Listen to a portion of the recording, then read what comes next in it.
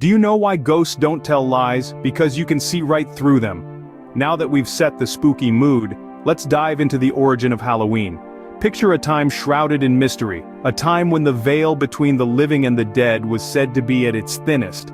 But don't worry, we're not here to give you nightmares, just a few chuckles. So grab your pumpkin spice latte, your favorite candy, and get comfortable. So buckle up, it's about to get spooktacular. You see, Halloween actually began as a holiday for people who had too many turnips.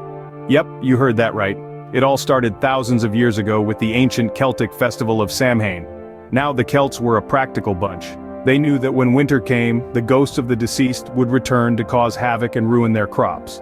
So they'd light bonfires and dress up in costumes to scare these spectral visitors away. But let's get back to those turnips. You see, the Celts were also avid farmers and they grew turnips. A lot of turnips. So many turnips that they didn't know what to do with them all. It was a veritable turnip-pocalypse. One day, some bright spark had a brainwave.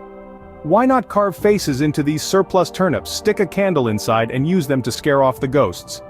And voila, the first jack-o'-lanterns were born. So, as the story goes, every year on the eve of November 1st, the Celts would place these creepy, carved turnips around their homes. And guess what? It worked! The ghosts, presumably terrified by the sight of their own spectral faces mirrored in vegetable form, stayed away. And that, my friends, is how a surplus of turnips gave us the spooky Halloween tradition. So, the next time you carve a pumpkin, remember you're participating in a centuries-old tradition of turnip management. That's right, folks. Halloween, the spooky season of ghost stories and trick-or-treating, really started as a clever way to deal with a turnip surplus. Who knew that the humble turnip, a vegetable often relegated to the forgotten corners of the fridge, could be the star of such a grand, global celebration?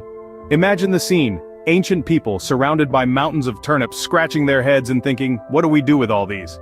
Then one bright spark has an idea. Let's carve faces into them and scare away evil spirits. Genius. And thus, the Halloween tradition was born. So when you're munching on your candy corn and bobbing for apples, spare a thought for the humble turnip, the unsung hero of Halloween. And remember, if you ever find yourself with a surplus of veggies, there's always a holiday waiting to be invented.